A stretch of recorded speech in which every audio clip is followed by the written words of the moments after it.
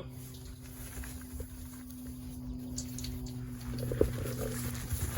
Hey, hey.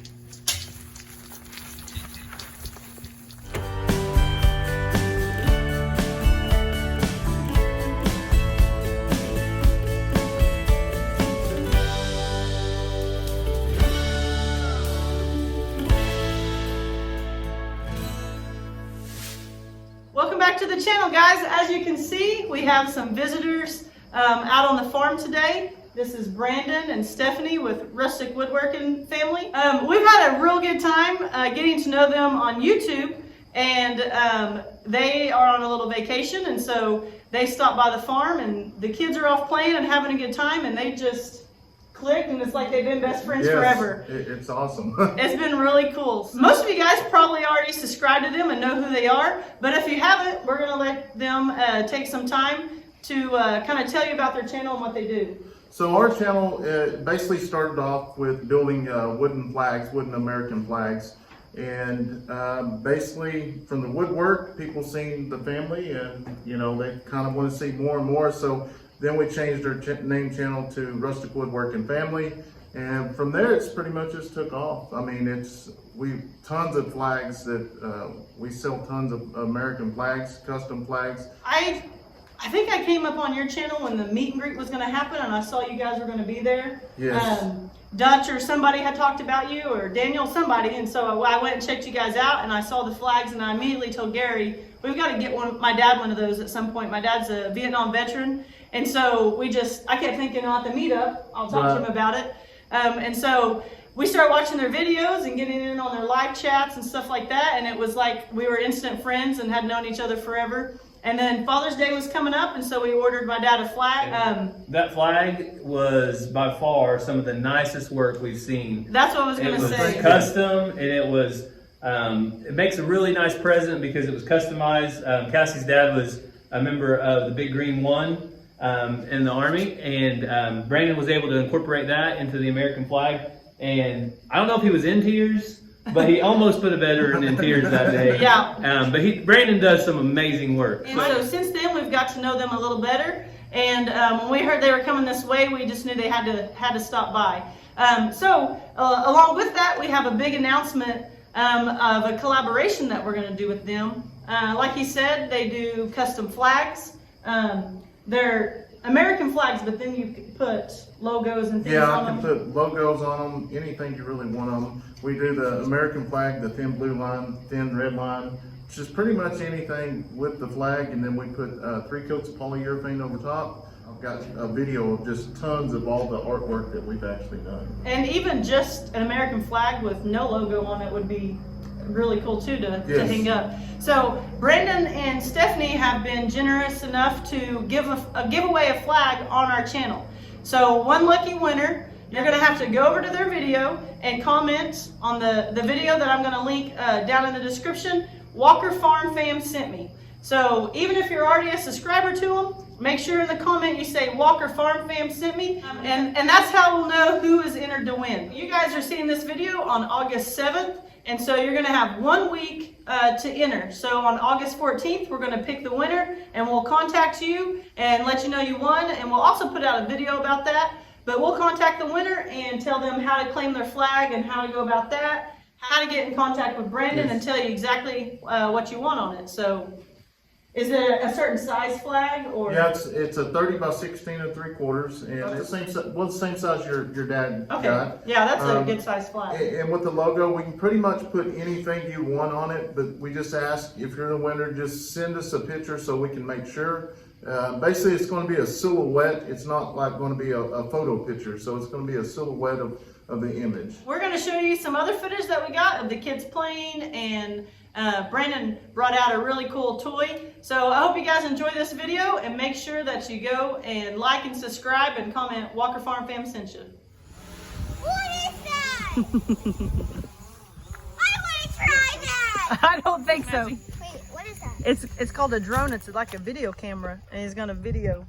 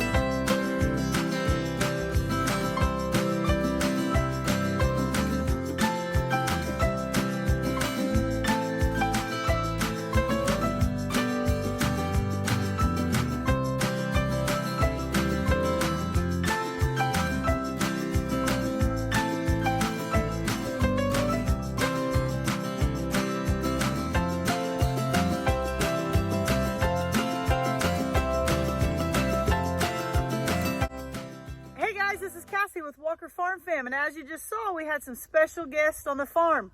The kids and I, we're gonna go around and do some chores and get things going for today. Is that heavy? Yes. So Mazzy usually takes care of the quail eggs, and recently she's been feeding the chickens because Ransom's been under the weather. What are you wanting to do today though? Feed the rabbits. You're gonna feed the rabbits? I bet Bubba won't mind. Ranger, do you mind? You don't mind? You gonna feed the chickens for her? Yeah. It's a trade. Watch this. Ready? Set.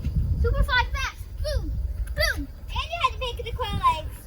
And he's gotta do the quail eggs. No, I'm not doing that. I think Mazzy's making up her own rules around here. All right, so when you feed the rabbits, do you know what to do? Yep. We pulled it, put it in the bowl. Yeah, but we just got a bunch of rain, so we got to make sure there's no rain in the bowl, okay? You think you can do that? Yeah. All right, open the door. I forgot. Oh, yeah, like that. Now, is there any water in its bowl? No, don't. Nope. Looks good. All right, give him a cup. Hi. Here. All right. Now shut the door up. Show, buddy. And then, oh, sorry. So we just got home from work. It's the work clothes, the working out their clothes, and we just noticed a little problem. We have 2 bulls. Well, we didn't buy a second bull, so I'm guessing the neighbor's bull somehow got over on us. So I got to A, try to get him separated, and then haul back over to the neighbor or give him a call, and B, figure out where he got through on the fence. So a little bit of adventure today.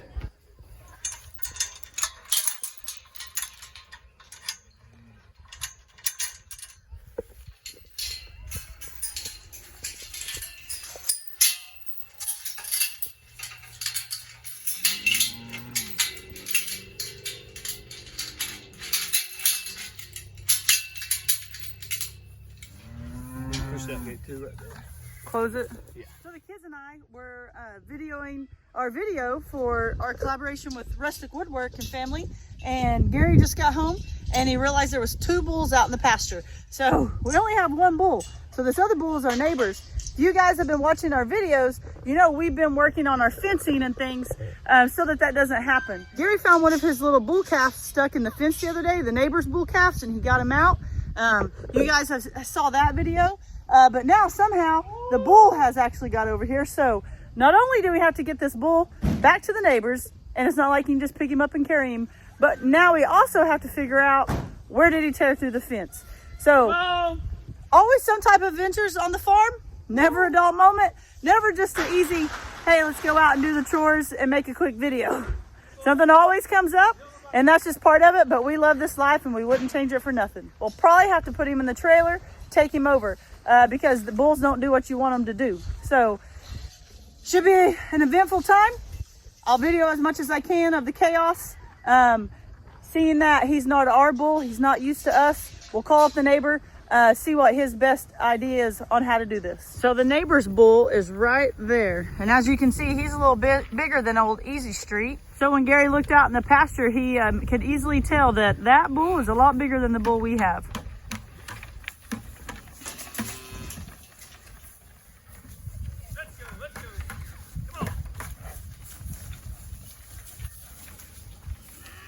What are you trying to do with them? I'm either going to have to start letting him out or get him into that pen over there. Okay, what do you want me to do? I need that gate open back up against that panel.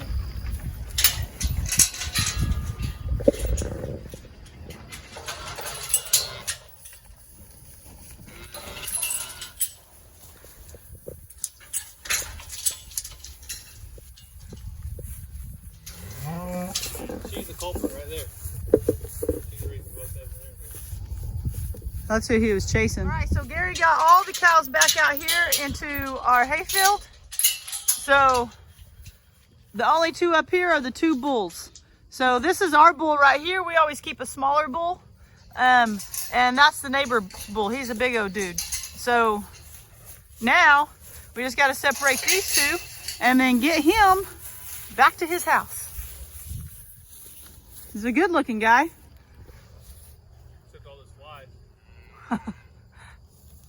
He does have a lot more flies than Easy Street, doesn't he?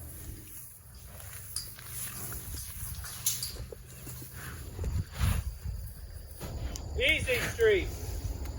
Come on.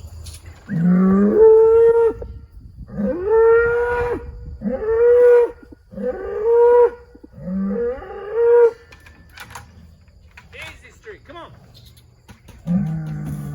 Come on, easy. Easy.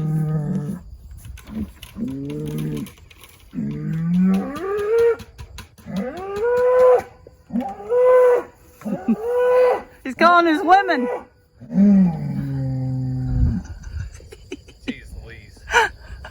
Some of you guys might be thinking, why doesn't Gary just get behind them and push them up where he wants them to go? These are huge bulls that have a mind of their own and only do what they want to do. So it's really not that easy. If we got our cows in here and we get behind them and push them, it's a little bit different than if we had these big bulls. So Gary's also not much of a yeller, so he would rather talk them into going where he wants them to go than force them to go, because usually something bad happens. So he's being patient, trying to get one of them to go up in the pen so the other one can be separated. So we don't care who goes in the pen, somebody's got to go in the pen. It looks like they're gonna make us wait it out. If it was a goat, we could just pick it up and do what we wanted, right? Yeah. Maybe those people are right. Maybe we should get goats. They're also powerful enough to push through some of these panels. Yeah, so if Gary was to get behind them and really push them and make them mad, they could just go right through this thing, and then we got a bigger problem on our hands than we got right now. So being patient. Easy Street usually listens pretty well and goes where Gary wants him to, but when he's got a bull in here invading his territory, he don't want to go nowhere. Go.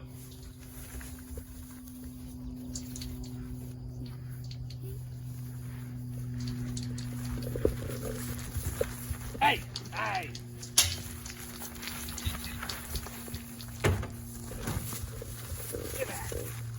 So this is why it's real important, if you're going to have cattle, to have some good working pens. They've moseyed up in here. We're still trying to get them separated, but they can't hurt themselves or each other really in these pens. Oh, Gary's going to get it. They can't really hurt themselves or each other in these pens because of the type of pens they are. Nice job, babe. Now just be careful.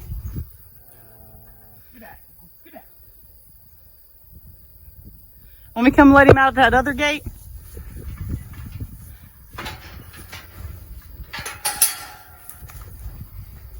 Good job. So, Gary got them separated. Now they can just calm down, and they can't hurt each other like I was saying in these working pens. If you're thinking about getting cattle or want cattle one day, the most important thing to think about is where are you going to put them if something like this happens? Little flimsy cattle panels and some T-posts ain't going to hold these guys. If you're just raising like a butcher calf or something, probably going to be okay if you don't have the best working pens. But if you're wanting to have a cattle farm, you got to have some working pens, because had we not had these working pens where they could just sort each other out, it would have been mass chaos, especially with all these women standing around enticing them. So now we're going to go check and see where exactly he came over and what the damage to the fence looks like. All right, well, we got that bull separated. Now I'm back here at the back of our place. This back here is the back corner. So I'm going to go down this fence line all the way down and see if I can spot where they got it through at. So you saw how big that bull was. My guess is close to 1,800, 2,000 pounds. Probably every bit of a ton. When you really look at him, he's got a lot of weight he's holding. And the neighbor said the other day, he said he's about ready to sell him because he's a little bit too big for him now. He's just grown too big. They're both safe now. They're in separate pens. They're inside our corral that really is made to hold just about any type of animal as far as beef is concerned. So probably wouldn't hurt to hold the bison, but you never know till you try, I guess. But anyway, so right now I got to drive this fence line out and see if we can spot the spot that they got out.